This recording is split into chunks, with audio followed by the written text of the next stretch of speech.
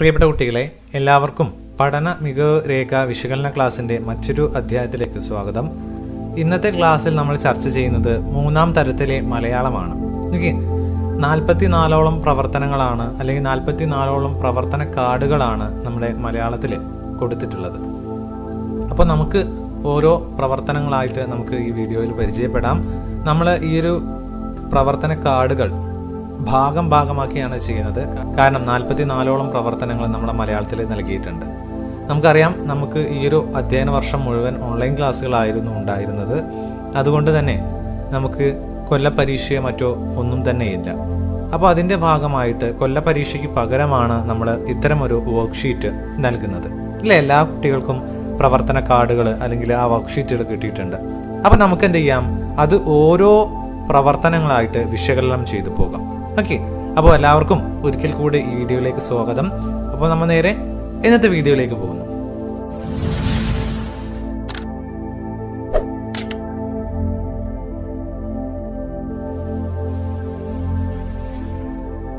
ശ്രദ്ധിക്കുക, പ്രവർത്തന കാർഡ് 1 ഇല്ലേ, കണ്ണൻ്റെ അമ്മ എന്നുള്ളൊരു പ്രവർത്തനമാണ് നൽകിയിട്ടുള്ളത്.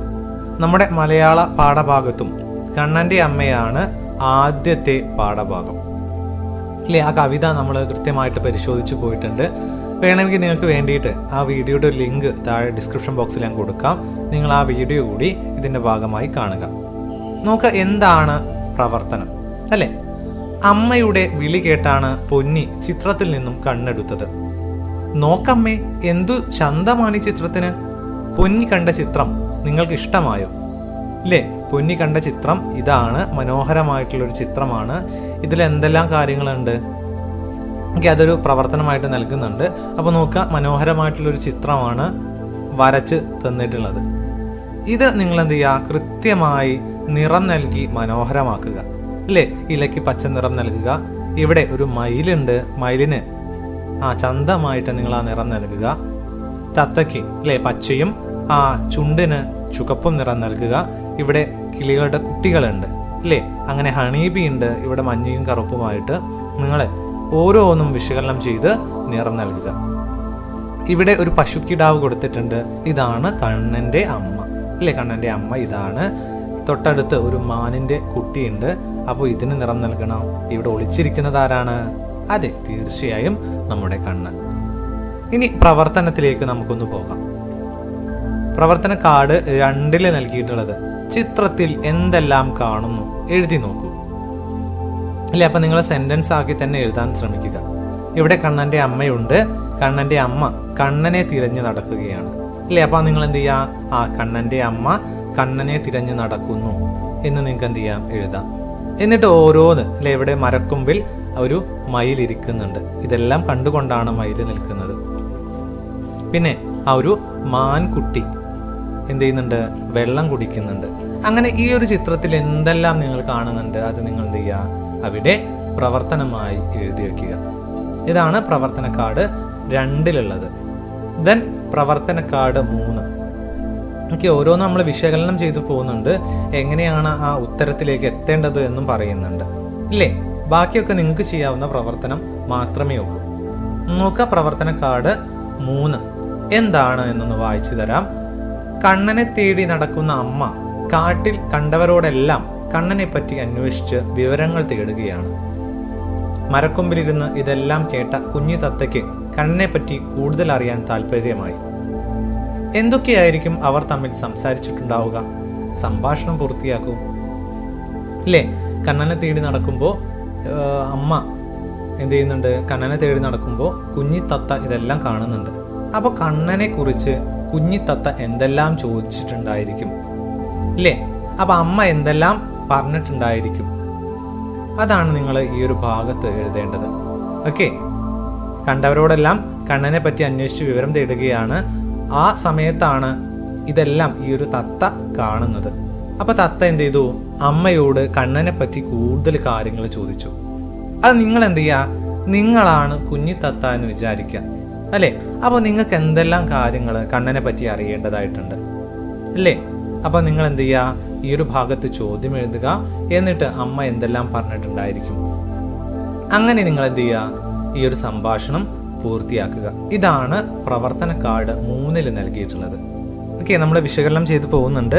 കുട്ടികൾക്ക് എന്തെങ്കിലും സംശയങ്ങൾ ഇതുമായി ബന്ധപ്പെട്ടിട്ടുണ്ടെങ്കിൽ നിങ്ങൾക്ക് എന്ത് ചെയ്യാം, അത് കമൻറ്റ് ബോക്സിലൂടെ എന്നെ അറിയിക്കാവുന്നതാണ്. നമുക്കത് ചർച്ച ചെയ്ത് വിശകലനം ചെയ്ത് പോകാം. തുടർന്ന് പ്രവർത്തന കാർഡ് 4 നമ്മൾ പോകുന്നത്. അമ്മ കണ്ണനെ കണ്ടെത്തിയ രംഗം പൊന്നി എഴുതിയത് ഇങ്ങനെയാണ്. അത് ഒരു ബോക്സിലായിട്ട് നിങ്ങൾക്ക് വേണ്ടിയിട്ട് കൊടുത്തിട്ടുണ്ട്. കണ്ണനെ കണ്ടെത്തിയ രംഗം എന്ത് ചെയ്തു, പൊന്നി എഴുതി വെച്ചിട്ടുണ്ട്. അത് ഈ ഒരു ഭാഗത്ത് എഴുതിയിട്ടുണ്ട്.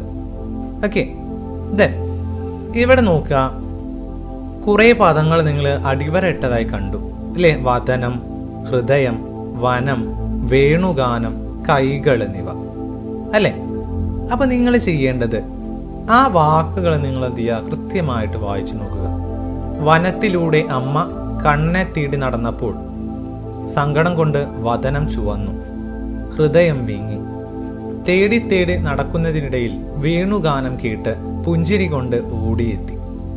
കണ്ണന്റെ കൈകൾ ചേർത്തു പിടിച്ച് അവനെ വാരിപ്പുണർന്നു എന്നാണ് പറഞ്ഞിട്ടുള്ളത്. ഓക്കെ, നോക്കുക, അടിവരയിട്ട പദങ്ങൾക്ക് പകരമായി കണ്ണന്റെ അമ്മ എന്ന കവിതയിൽ ഉപയോഗിച്ചിട്ടുള്ള പദങ്ങൾ കണ്ടെത്തി എഴുതാമോ എന്നുള്ളതാണ് പ്രവർത്തനം.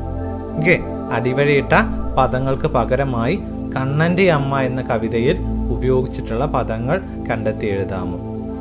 അതിൽ ആദ്യം കൊടുത്തത് വനം എന്നാണ്.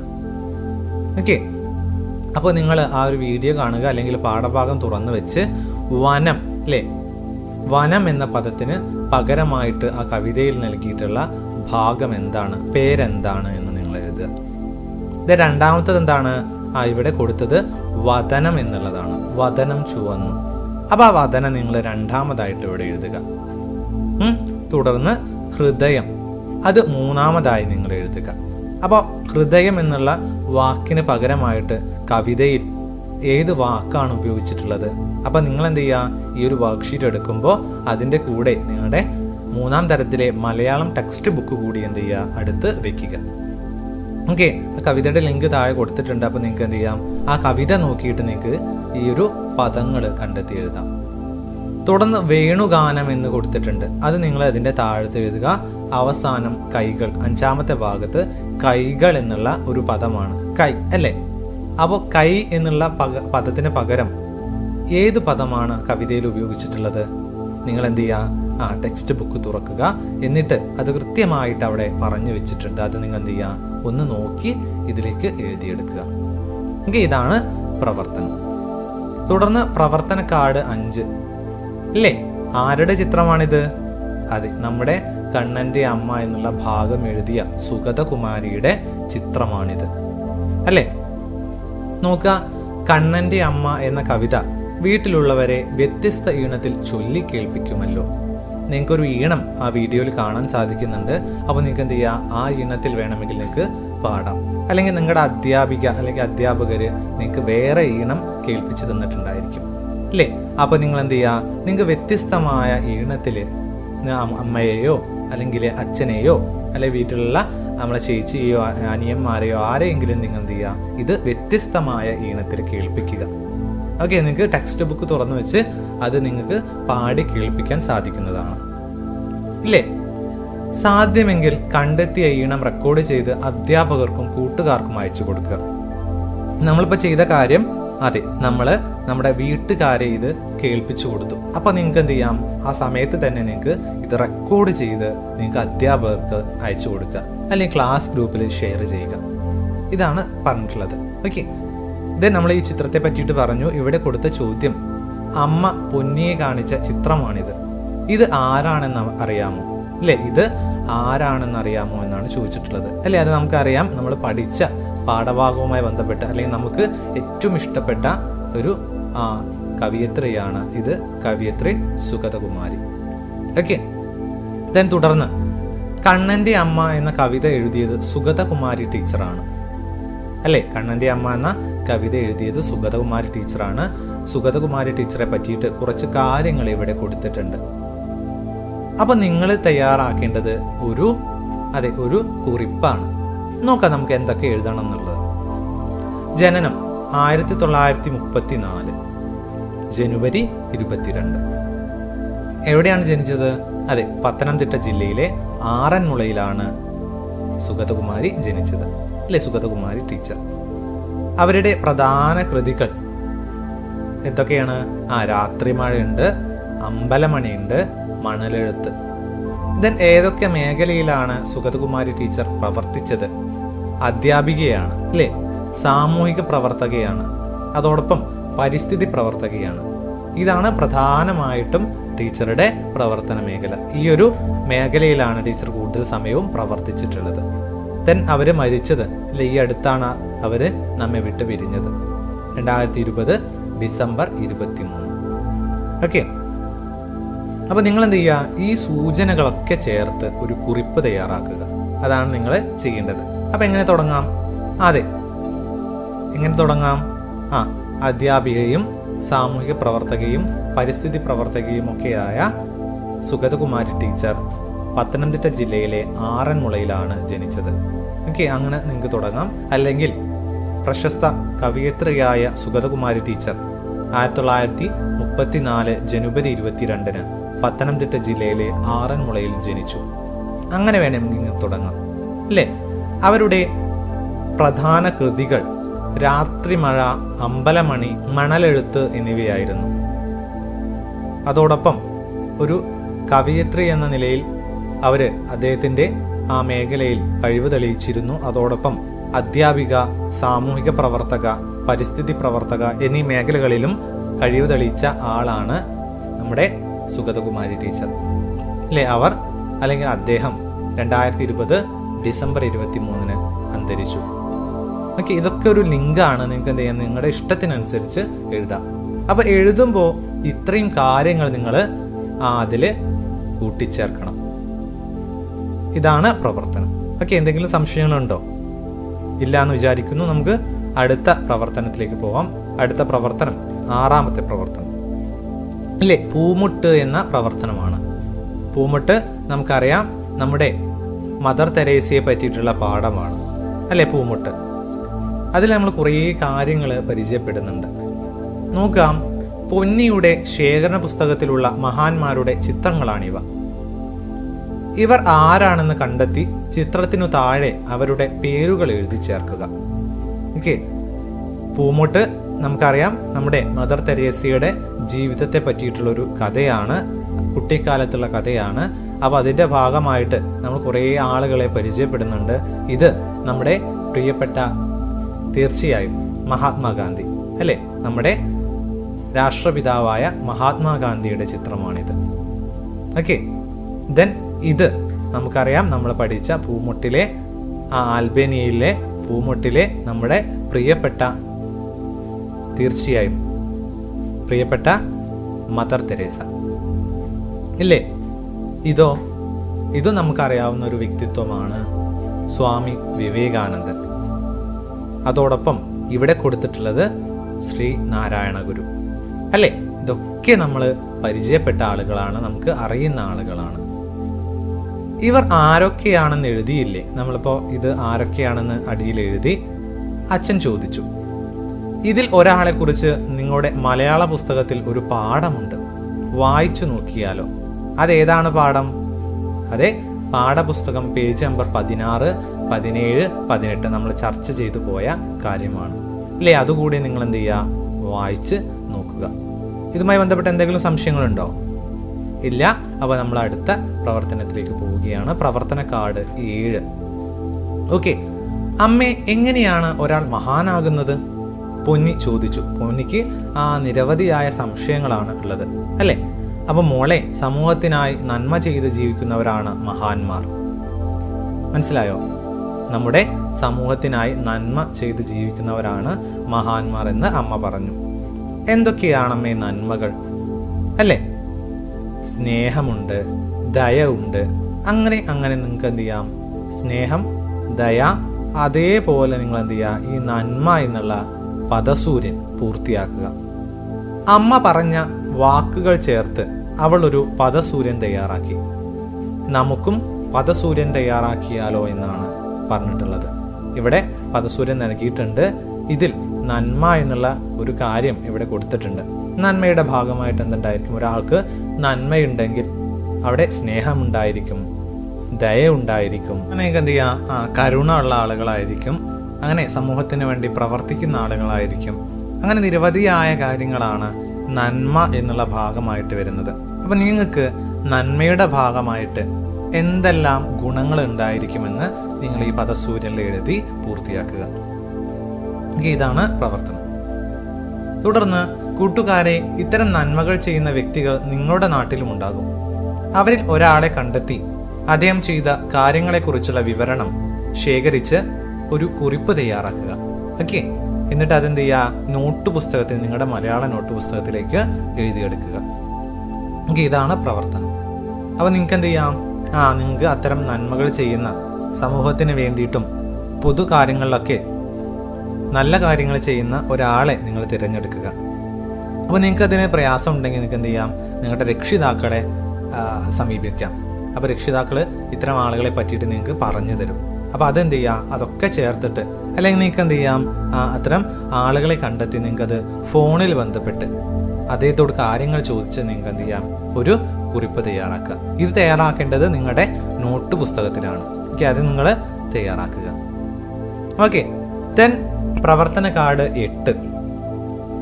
മദർ തെരേസയെ കുറിച്ച് പൊന്നി ശേഖരിച്ച വിവരങ്ങളാണ് താഴെ കൊടുത്തിരിക്കുന്നത്. നമ്മൾ നേരത്തെ സുഗതകുമാരി ടീച്ചറെ പറ്റി എഴുതിയ പോലെ എന്ത് ചെയ്യുക? മദർ തെരേസയെ പറ്റിയിട്ട് പൊന്നി ശേഖരിച്ച് ഈ വിവരങ്ങൾ കൊടുത്ത് നൽകിയിട്ട് നിങ്ങൾ എന്ത് ചെയ്യുക? ഒരു ജീവചരിത്രക്കുറിപ്പ് തയ്യാറാക്കുക. മനസ്സിലായോ? ജീവചരിത്രക്കുറിപ്പ് എന്ന് പറഞ്ഞാൽ നമ്മൾ വേറെ ഒരാളെ പറ്റി എഴുതുന്നതിന് ജീവചരിത്രക്കുറിപ്പ് എന്ന് പറയും. ഓക്കെ, ഇനി നമ്മളെ പറ്റി എഴുതുമ്പോൾ അതിന് ആത്മകഥ എന്ന് നമ്മൾ പറയും. അപ്പോൾ ഇവിടെ തയ്യാറാക്കേണ്ടത് ഒരു ജീവചരിത്രക്കുറിപ്പാണ്. ആരെ പറ്റിയിട്ടാണ്? അതെ, നമ്മുടെ മദർ തെരേസയെ പറ്റിയിട്ട്. ഓക്കെ, നോക്കാം മദർ തെരേസയെ പറ്റിയിട്ട് പൊന്നി ശേഖരിച്ച വിവരങ്ങൾ. 1. ജനനം 1910 ഓഗസ്റ്റ് 27 മദർ തെരേസ ജനിച്ചത്. ദെൻ സ്ഥലം യൂഗോസ്ലാവിയയിലെ സ്കോപ്ജെ. ഓക്കെ, യൂഗോസ്ലാവിയയിലെ സ്കോപ്ജെ എന്ന സ്ഥലത്താണ് മദർ തെരേസ ജനിച്ചത്. ദെൻ പൂർണ്ണമായ പേര് അല്ലെ, ആഗ്നസ് എന്നാണ് നമ്മുടെ പൂമുട്ടിൽ പഠിച്ചിട്ടുള്ളത്. ഓക്കെ, അവരുടെ പൂർണ്ണമായ പേര് ആഗ്നസ് ഗോൺ ഹൊബായാക്സു. ഓക്കെ, കൃത്യമായിട്ട് നിങ്ങളത് പരിശോധിച്ചു പോവുക. ദെൻ അവർ അറിയപ്പെടുന്നത്, മദർ തെരേസ അറിയപ്പെടുന്നത് അഗതികളുടെ അമ്മ എന്നാണ്. ദെൻ അവരുടെ പ്രവർത്തന സ്ഥലം, അവർ പ്രവർത്തിച്ചിരുന്നത് ഇന്ത്യയിലെ കൽക്കട്ട എന്ന സ്ഥലത്താണ്. കൽക്കട്ടയിലാണ് അവർ പ്രവർത്തിച്ചിരുന്നത്. ദെൻ അവർക്ക് ലഭിച്ച പ്രധാന പുരസ്കാരങ്ങൾ, സമാധാനത്തിലുള്ള നോബൽ പ്രൈസ് അല്ലേ, സമാധാനത്തിലുള്ള നോബൽ പ്രൈസ്, അത് പുരസ്കാരം ആർക്ക് ലഭിച്ചിട്ടുണ്ട്? മദർ തെരേസയ്ക്ക് ലഭിച്ചിട്ടുണ്ട്. അതോടൊപ്പം ഭാരതരത്നം, ഇതും മദർ തെരേസയ്ക്ക് ലഭിച്ചിട്ടുണ്ട്. അങ്ങനെ പ്രധാന പുരസ്കാരങ്ങൾ സമാധാനത്തിലുള്ള നോബൽ സമ്മാനം, ഭാരതരത്നം. ദെൻ അവർ മരിച്ചത് അല്ലേ 1997 സെപ്റ്റംബർ 5 അപ്പോൾ നിങ്ങൾ എന്ത് ചെയ്യുക? അഗതികളുടെ അമ്മ എന്നറിയപ്പെടുന്ന മദർ തെരേസ 1910 ഓഗസ്റ്റ് 27 യൂഗോസ്ലാവിയയിലെ സ്കോപ്ജയിൽ ജനിച്ചു. അവരുടെ പൂർണ്ണ പേര് ആഗ്നസ് ഗോൺ ഹാബോയാക്സു എന്നാണ്. ഇത്തരത്തിൽ നിങ്ങൾ എന്ത് ചെയ്യുക? അവസാനം അവര് ഈ ഒരു വർഷം 1997 സെപ്റ്റംബർ 5 അന്തരിച്ചു. ഈ ഒരു രീതിയിൽ നിങ്ങൾ എന്ത് ചെയ്യുക? അവരുടെ ഒരു ജീവചരിത്രക്കുറിപ്പ് തയ്യാറാക്കുക. ഓക്കെ, ജീവചരിത്രക്കുറിപ്പ് തയ്യാറാക്കുക. എന്തെങ്കിലും സംശയങ്ങൾ ഇതുമായി ബന്ധപ്പെട്ടിട്ടുണ്ടെങ്കിൽ നിങ്ങൾക്ക് എന്ത് ചെയ്യാം? നിങ്ങളുടെ രക്ഷിതാക്കളോട് ആ വിവരം ചോദിച്ചെഴുതാവുന്നതാണ്. ദെൻ പ്രവർത്തന കാർഡ് 9 തുറന്നുവിട്ട തത്ത അല്ലേ, തുറന്നുവിട്ട തത്ത. ചിന്നുവിന്റെ വീട്ടുമുറ്റത്തുള്ള മുത്തശ്ശിപ്ലാവിൽ ധാരാളം കിളികൾ എത്താറുണ്ട്. രാവിലെ പക്ഷികളുടെ കലപില ശബ്ദം കേട്ടാണ് അവൾ ഉറക്കമുണർന്നത്. ഇല്ലേ, ആ മനോഹരമായിട്ടുള്ള ചിത്രം ഇവിടെ നൽകിയിട്ടുണ്ട്. ഇനി നിങ്ങൾക്ക് തന്നിട്ടുള്ള പ്രവർത്തനം എന്താണ്? അതെ, മുത്തശ്ശിപ്ലാവിൽ ഏതെല്ലാം പക്ഷികളാണ് ഉള്ളത്? ഈ ഒരു മുത്തശ്ശിപ്ലാവില് ഏതെല്ലാം പക്ഷികളുണ്ട്? ഈ പ്ലാവില് നിരവധിയായ ചക്ക ഉണ്ട് അല്ലേ, ചക്ക ഉണ്ട്. അപ്പോൾ ആ ചക്ക പഴുത്ത സമയത്തായിരിക്കും, അല്ലെങ്കിൽ അത്തരം ഒരു സന്ദർഭത്തിലായിരിക്കും എന്ത് ചെയ്തിട്ടുള്ളത്? ഇവരിവരെ കൂടുകൂട്ടി താമസിച്ചിട്ടുണ്ടാവുക. നോക്കുക, ഇത് നമ്മൾ പരിചയമുള്ള ഒരു കിളിയാണ്. എന്താണ്? അതെ, മയിലാണ് അല്ലേ? ഇവിടെ പ്രാവുണ്ട്. അങ്ങനെ ബാക്കിയുള്ള കിളികളുടെ പേര് നിങ്ങൾ ഈ ഒരു ഭാഗത്ത് എഴുതുക. ഓക്കെ, ബാക്കിയുള്ള പക്ഷികളുടെ പേര് നിങ്ങളിവിടെ താഴെയായി എഴുതി വെക്കുക. ദെൻ പ്രവർത്തന കാർഡ് 10ലേക്ക് പോവുകയാണ്. നോക്കാം നമുക്ക്. പൂന്തോട്ടത്തിന്റെ വള്ളിപ്പടർപ്പിൽ നിന്ന് കിയോ കിയോ ശബ്ദം കേട്ട് ചിന്നുവും അമ്മയും അങ്ങോട്ട് പോയി. അമ്മേ, അതാ കുരുവിക്കൂട്ടിൽ 2 കുഞ്ഞുങ്ങൾ, ചിന്നു വിളിച്ചു പറഞ്ഞു. അവള് അവിടേക്ക് പോയപ്പോൾ ആ കിളിക്കൂട്ടില് എന്ത് ചെയ്യുന്നുണ്ട്? 2 കുഞ്ഞുങ്ങളെ അവര് കണ്ടു. ദെൻ അമ്മേ, കുരുവി കുഞ്ഞുങ്ങളെ നമുക്ക് കൂട്ടിലിട്ട് വളർത്താം. വേണ്ട മോളെ, വരൂ നമുക്ക് വീട്ടിലേക്ക് പോകാം. അമ്മ എന്ത് ചെയ്തു? അത് വേണ്ട, നമുക്ക് വീട്ടിലേക്ക് പോകാം എന്ന് പറഞ്ഞു. അമ്മ അവൾക്ക് പാഠപുസ്തകത്തിലെ തുറന്നുവിട്ട തത്ത എന്ന പാഠഭാഗത്തിലെ ചിത്രം കാണിച്ചു കൊടുത്തു. അല്ലേ, അത് നമ്മൾ പരിചയപ്പെട്ട ഒരു പാഠഭാഗമാണ്. കൂട്ടിലക്കപ്പെട്ട തത്തക്കുഞ്ഞിനെ ഓർത്ത് ചിന്നുവിന് വിഷമം തോന്നി. അച്ഛൻ തത്തയും അമ്മ തത്തയും തത്തക്കൂടിന് വെളിയിൽ കുഞ്ഞിനെ നോക്കിയിരിക്കുന്ന രംഗം അവൾ വരച്ചു. അല്ലേ, ഇതാണ് ആ ഒരു രംഗം. ഓക്കെ, അപ്പൊ നിങ്ങൾ എന്ത് ചെയ്യുക? ആ ഒരു തുറന്നുവിട്ട തത്ത എന്ന പാഠഭാഗം കൃത്യമായിട്ട് വായിച്ചു നോക്കുക.